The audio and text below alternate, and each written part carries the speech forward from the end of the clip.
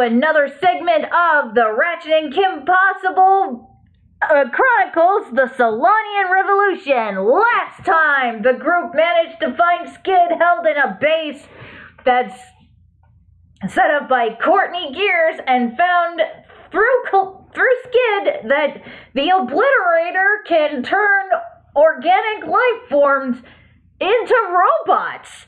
A little afterwards, they faced off against Courtney Gears and took her down. A little afterwards, they left for the Leviathan with Captain Quark to finally confront Dr. Nefarious, only to fall into a death trap in which he attempted to blow up the group in his cruiser. The group managed to escape except for Quark, and apparently he is dead. But thanks to the latest Vid-comic that they found, they were able to find out that Dr. Nefarious is planning on making his first attack, his first strike on Metropolis. So they're heading over there now and hoping to thwart him. Alright, let's get started with the story. Yeah, it's working. Alright, let's do it. Whoops. They arrived at Metropolis. As soon as they landed into the city, they immediately noticed that the city was already under attack. Whoa! It's already started. Looks as though Nefarious has struck here first, just like we suspected. No kidding. He has to be around here somewhere. Clank, however, was looking towards the sky as though he was in some sort of trance. Ratchet took notice of this. Clank? Are you okay? Kim pulled out the communicator. Meanwhile, somewhere in Metropolis, the group was being monitored by what was revealed to be the point of view of Clank, or rather, a Clank lookalike. Dr. Nefarious had been holding the real Clank in a cage all this time. How do you like my special creation, Clank? I call him Clunk. Your dopey friend seems to be quite fond of him. Say, maybe they'll change the name of your show to Secret Agent Clunk. Did you hear that, Lawrence? I made him funny. You put the wheat in tweet, sir. Yes, I do, don't I? Today, you will witness the dawning of a new era. For years, I plotted in secret, suffering endless disappointments, but soon, it will all be worthwhile. You will never succeed. Ratchet, Miss Possible, and Ron will put an end to your madness. The only end in your squishy friends' futures will be the end of their lives. And you will have front row seat. Sorry, I can't do his evil laugh very well.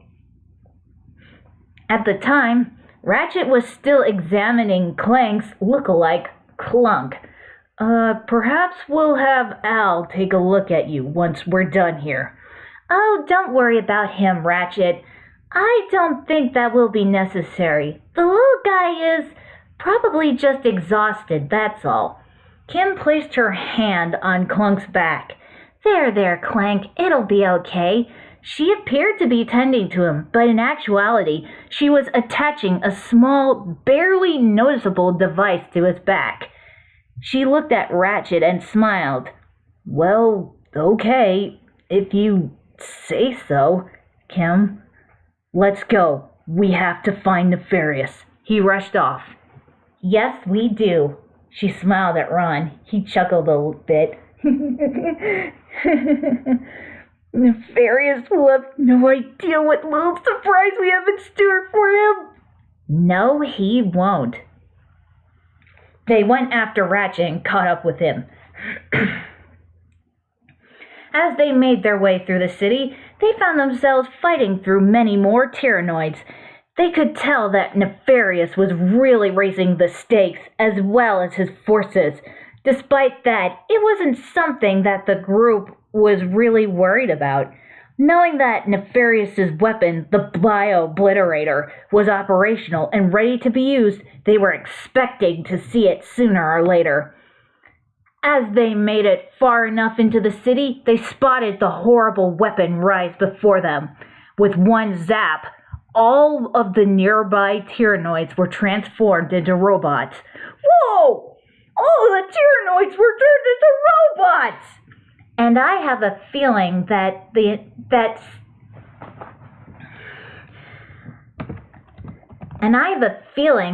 the city's entire organic populace will follow after them. Come on, guys. Dr. Nefarious can't be too far off. They continued their way through.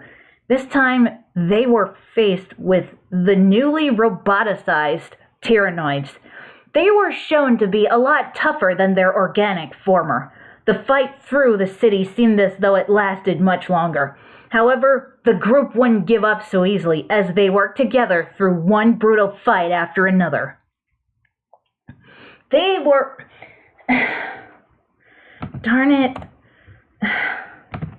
They were eventually able to find Nefarious.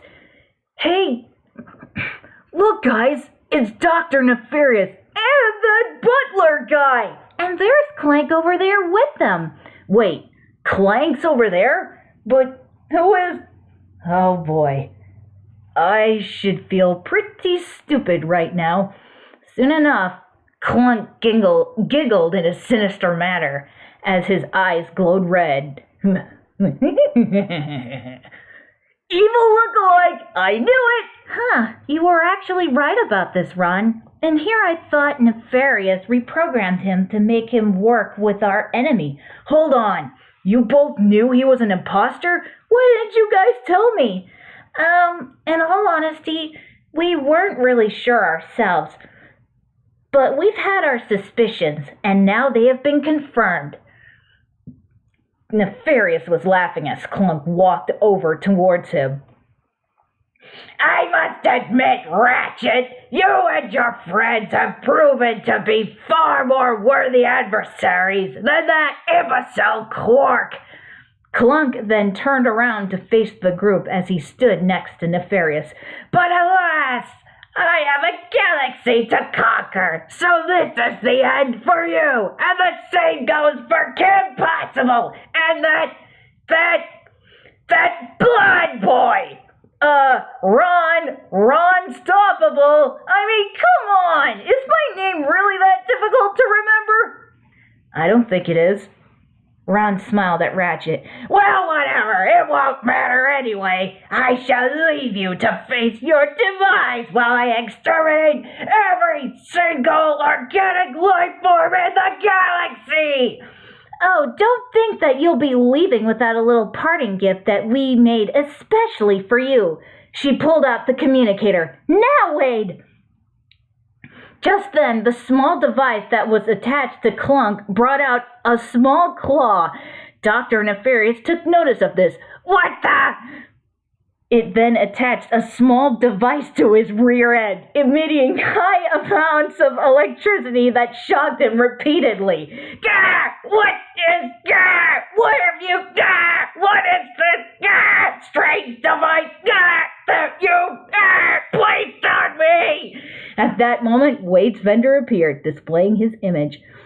You could call it a device of my own special design. Wade! What? Who are you? Dr. Nefarious, this is Wade. He's a super genius who works with us on all of our missions.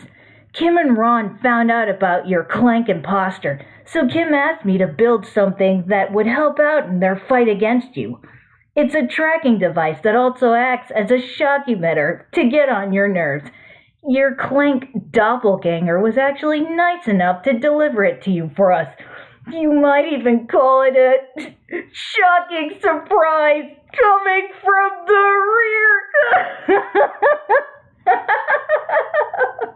Everyone else laughed along with Wade. Dr. Nefarious, however, was greatly infuriated. Which really wasn't surprising. That was actually a good one. You annoying little brat! Get this thing off of me! Sorry, no can do. That thing is built to last and sit and stay on you for an extensive amount of time. I couldn't remove it, even if I wanted to. You'll have to figure out how to remove it yourself. Why, you got Lawrence! Yes, I know. That's just too funny. Nefarious and Lawrence warped out. Clunk transformed into a massive mech, much like an evil version of Giant Clank. Oh boy, this is going to be a tough fight. The group went on to fight that massive Clunk. The giant robot has shown to be very tough as well as extremely merciless. It really did all it could to eradicate them, but they served a much better chance against it than the other way around. It was a long and enduring battle, but they were finally able to bring down the massive behemoth of a robot.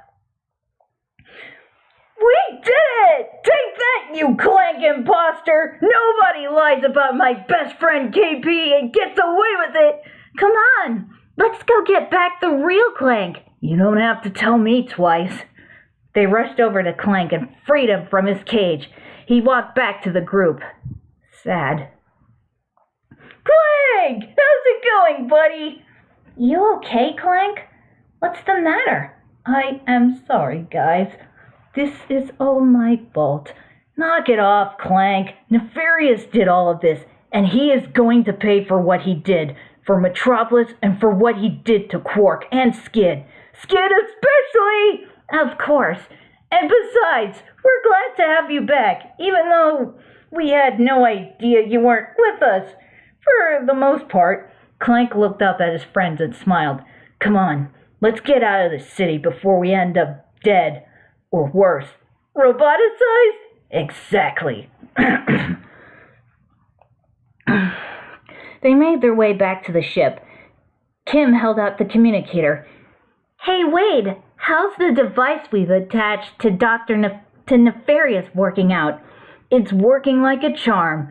We will be able to track Nefarious wherever he goes, so he won't be able to hide from us. And the shock emitting feature, still functional. It even has a built-in audio receiver, so that we'll be able to hear Nefarious complain each time it goes off. Gah! This confounded annoyance! Once I get it removed, I'll throw it back at the kid who built this thing! Gah! Just hearing him gripe so much is just too funny. Oh, I hear you, Wade. It's absolutely priceless. Kim put the communicator away. So, how long have you known about that imposter being with us? We've had our suspicions since back at Holostar Studios, but Ron managed to figure out that he wasn't really Clank when he lied to him about why we were really dating. Yeah, he told me that Kim only dated me to backstab me by going for you behind my back. What? He said that? Clank would never say that. No, I would not. I know. And I also knew that KP would not do something as horrible as that. So that's when I realized that he was an imposter. Or he was programmed by Nefarious to work for him. I told KP about this, and she realized this too. But why didn't you tell me? If we did, you would have smashed him to bits. Besides, Wade wanted us to get close to Nefarious so that we could deliver that device for him. So, and what better way to do that than to get that imposter to do it for us? Huh, not bad. You guys are devious, aren't you? Well, you do know the saying, keep your friends close and your enemies closer, right? Nefarious tried to do that to us, so we decided to do the same to him. Sorry we didn't tell you about this, Ratchet. We were planning to, but Wade wanted this plan to go as smoothly as possible. And he was worried that telling you would be too risky. Don't worry about it, guys. What you did to Nefarious back there was so worth being left in the dark. Besides, I understand what you guys were getting at. We were hoping you would say that, because we think it was worth it too. Ratchet smiled at them as they did with him.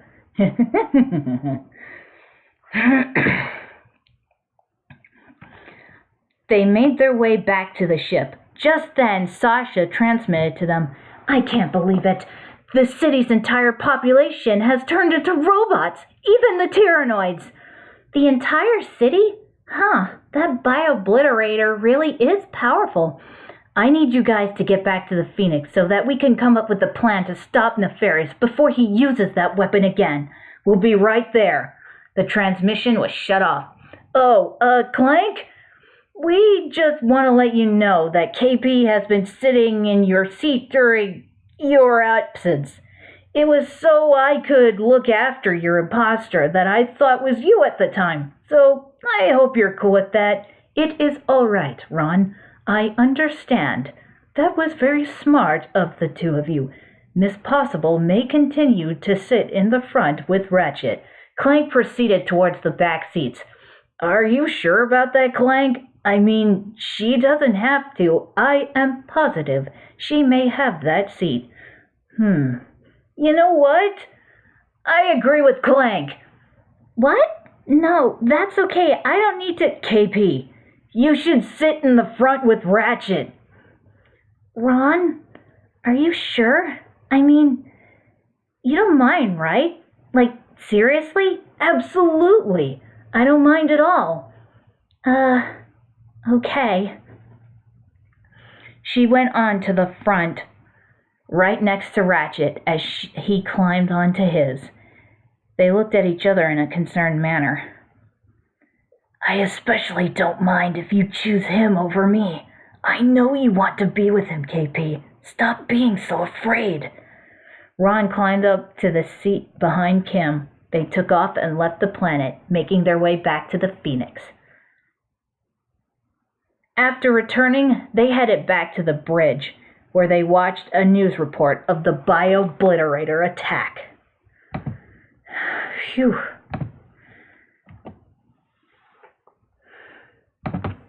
Just hours ago, bio-obliterators devastated Metropolis. The devices have since disappeared, and their current location is unknown. Galactic citizens are in a state of hysteria, reacting to news that Dr. Nefarious is planning identical attacks across the galaxy. We're live from planet Marcadia with the Galactic President. Mr. President, how will the attack on Metropolis affect your chances for re-election this fall? I'm glad you asked, Darla. Our demographic research indicates that robots will make up 100% of the galactic population by this time next week. Now, of course, that's great news for my re-election campaign because, as you know, I'm half robot myself. My apologies if the video seemed a bit delayed. Unbelievable. Everyone's acting as though Nefarious has already won. I know, right? Your dad seems to be so aloof about this situation, and it's pretty much ready to give up. This is so idiotic.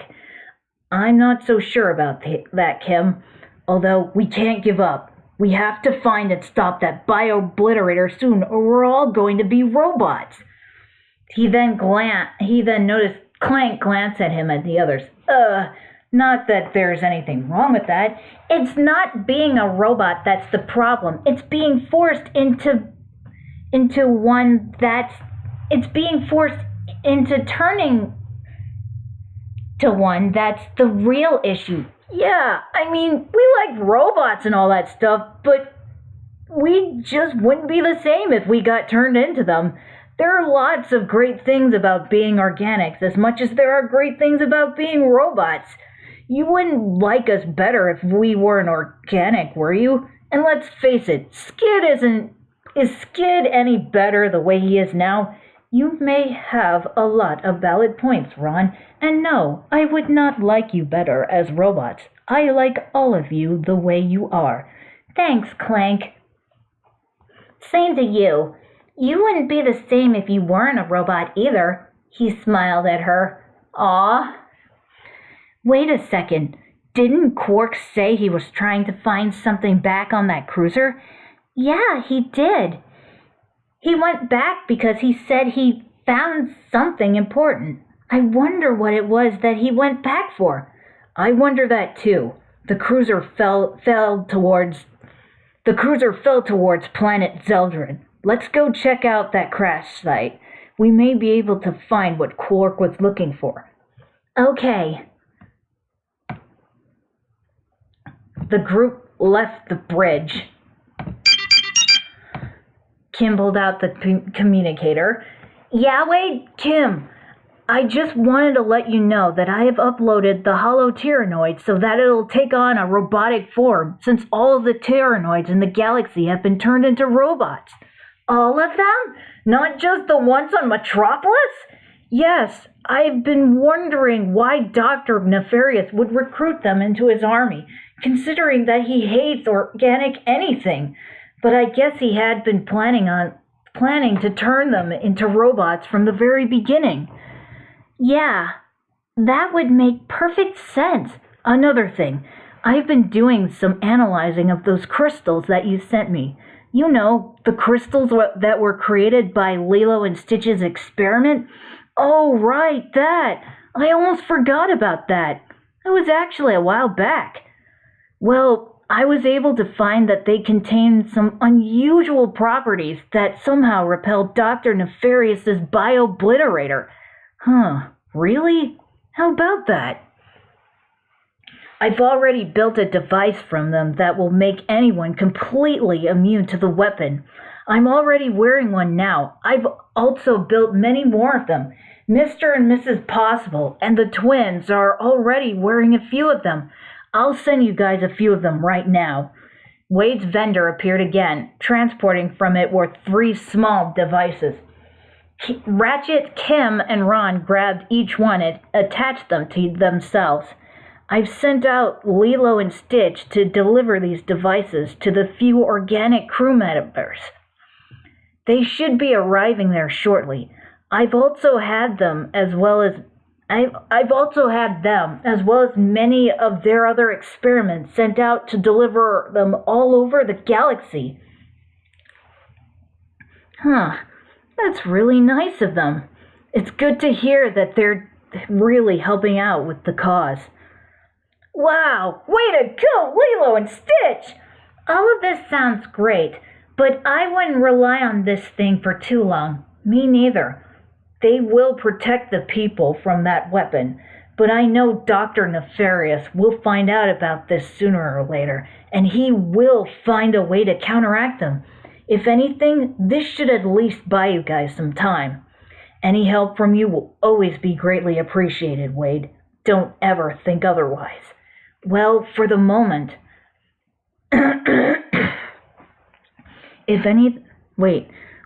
for the moment, I've been working with Al to reverse the robotification. We've obviously been having to use Skid as a test subject to reverse the process, since it's the only way to get him back to normal. Let us know if you made any progress. We're heading over to a planet where that star cruiser that blew up fell towards. If Quark really did find anything important, we should find out what it is. It might be able to help us out a lot. Gotcha. Let's keep each other posted on our current situations. Sure thing, Wade. Kim put the communicator away. I was wondering how Lilo and Stitch were doing. We haven't seen them in a while. Glad to hear that they're doing okay. So am I, Ratchet. So am I.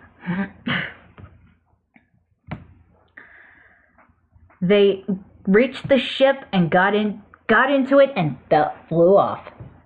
They arrived at the crash site. As soon as they landed and got out, they looked out at the wreckage. Whoa, just look at this. I didn't think we could find anything like this. I know. It's astonishing how well the cruiser held together. Somewhat. Come on, whatever Quark went back for could still be here. They rushed off towards the wreckage. They searched the entire place for anything that may look important or even out of place. They were met with a lot of robots that seemed to have survived the crash, but they did not survive the group's assaults as they fought their way through. They kept searching the entire area until they found something that seemed to stick out like a sore thumb. They went over towards it to check it out. Hey, it's an escape pod. It must have come from the Star Cruiser. It did? But didn't they say they didn't detect an escape pod as this cruiser fell to the planet? Perhaps so. It could be that this thing came out of the cruiser after it fell through the atmosphere. That must be why they never picked up on this one. That would make sense. And look, footprints!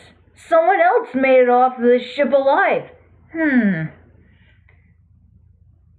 They look an awful lot like Quarks. We may have just missed whoever was here. Clank picked up a small device. This pocket crotchetizer is still warm. Ew! And a call was recently made using the pod's emergency communicator. There is a recording. Let's see it, Clank. On the recording was Quark wearing a disturbing disguise, making a call to a cab driver. I am not showing that footage. You're more than welcome to see it yourself, but I am not showing this on this video. It's just one of those viewer discretion is advised videos. Ugh. And I have my personal gripes against it. That recording was all kinds of disturbing for too many reasons. I should have known. So Quark is still alive. Somehow I'm not really surprised. Oh, I'm pretty surprised for the both of us, KP, from watching that recording. But why did he not report back to the Phoenix?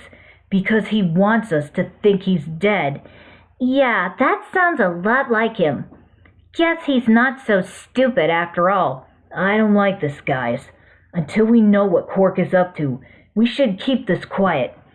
If the Q-Force finds out that he ran out on us, they might lose hope. No problem. I don't like talking about that guy anyway. Huh? Hey guys, look! The monkeys seem to have found something. And yeah, the monkey did come with them. I forgot to mention that. They looked over towards the monkey, who was holding up a flat object. Hey, you're right, Kim. What is that? It appears to be a data disk. Quark must have taken it from the Star Cruiser. That must be what he went back for. It does look important. Let's take it back with us so we can have it decoded. Clank grabbed that data disk from the monkey. They then headed back to the ship, then left to return to the Phoenix. They arrived back on the Phoenix. Immediately after landing, they rushed back to their quarters as fast as they could. There, they saw Al, who was chatting with Wade while examining Skid. Skid was placed inside Quark's living area.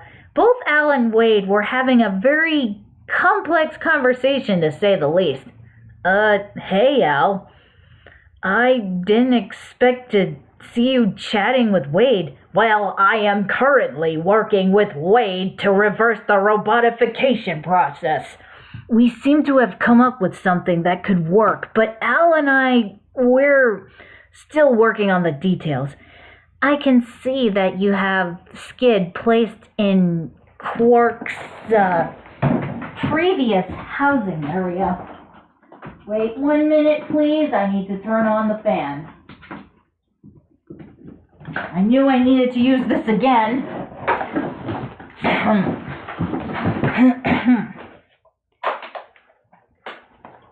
Let's see, where am I? Let's see. Dude, what a trip. Don't worry, Skid. We'll have you back to your old self as soon as we can. So, Al, we recovered a data disk from Nefarious's cruiser. Ratchet tossed the disk towards Al. Do you think you can decode it? But of course, Miss Possible. He placed the disk into a handheld device that he is currently using. was using at the time. Hang on, let me fix this. Sometime.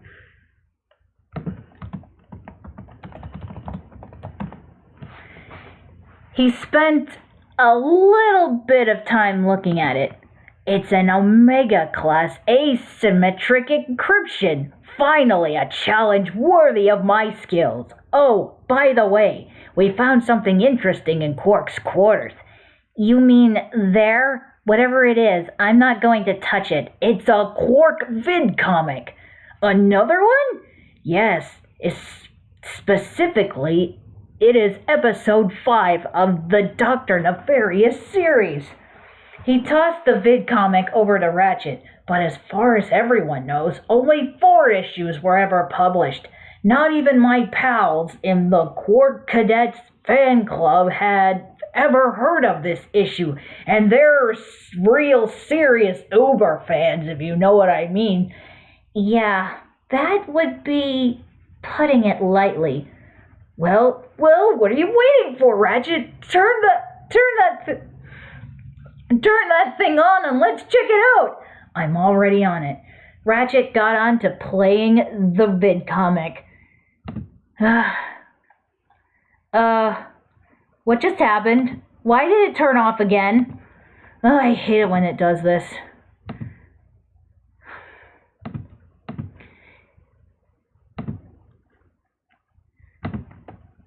This is the true story that Captain Borg hoped you would never see. The unauthorized, uncensored, and utterly unbelievable missing chapter of the Quark comic series. Pure discretion is advised. Just a word of advice, Nefarious. Quit while you're ahead. And so, Quark believed that the threat posed to the galaxy had been ended forever, but he was dead wrong. Bottoms out? Somebody say something. Why took you so long? I was picking up some new curtains for the torture chamber.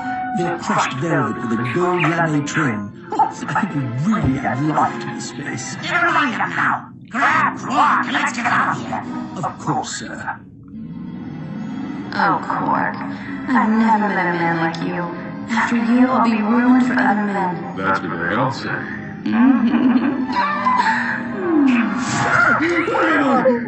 You're in my secret prison, awaiting the most ingenious and depraved punishment I can possibly imagine. Come, Lawrence. It's time for my massage. Oh, goody. Using his antenna as a lockpick, Quark eventually managed to open the door to his cell. Almost got it. But his escape did not go unnoticed. Uh-oh. Good gravy.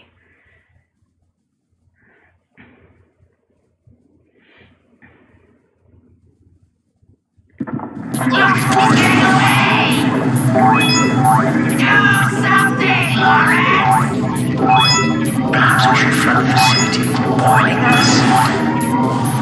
Oh, I like the way you think, Lawrence. Can we do that? Make it so. Why did we have to Quark right on the spot? I don't understand them sometimes.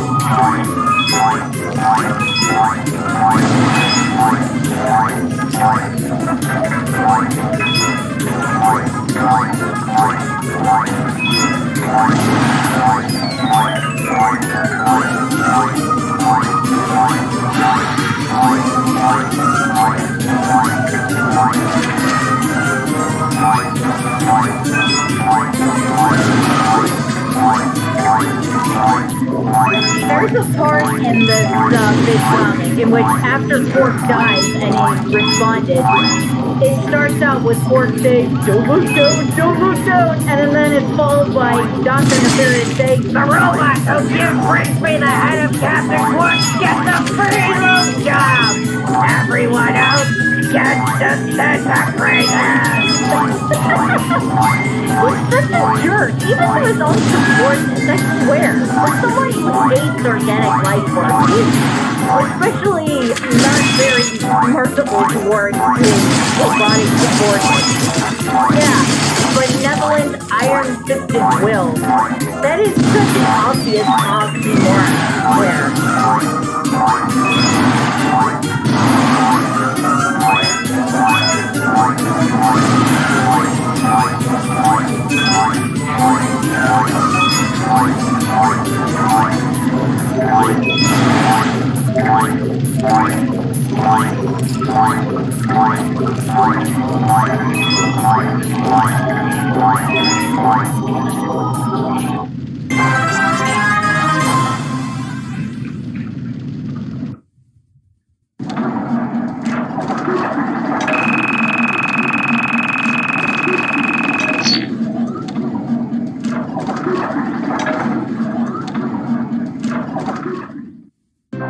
After his narrow escape from the clutches of Dr. Nefarious, Quark dropped out of the public eye. Truth is, Quark was holed up in his secret hideout on the Thran asteroid, terrified that Dr. Nefarious would make good on his promise of revenge. When Nefarious didn't resurface, Quark assumed he was gone forever and returned to his career as a high-profile celebrity superhero. But the galaxy had not seen the last of Dr. Nefarious. Gosh! What do you think you're doing, you oaf? Do upstairs, sir. This is a very delicate procedure. There, that's the trick. Go ahead, take a full squeeze. What's going on? Where are my arms? Whose block is this? My mistake, sir. Dreadful, sir. Oh, Len. Oh my, we will have to get that fixed. One of these days.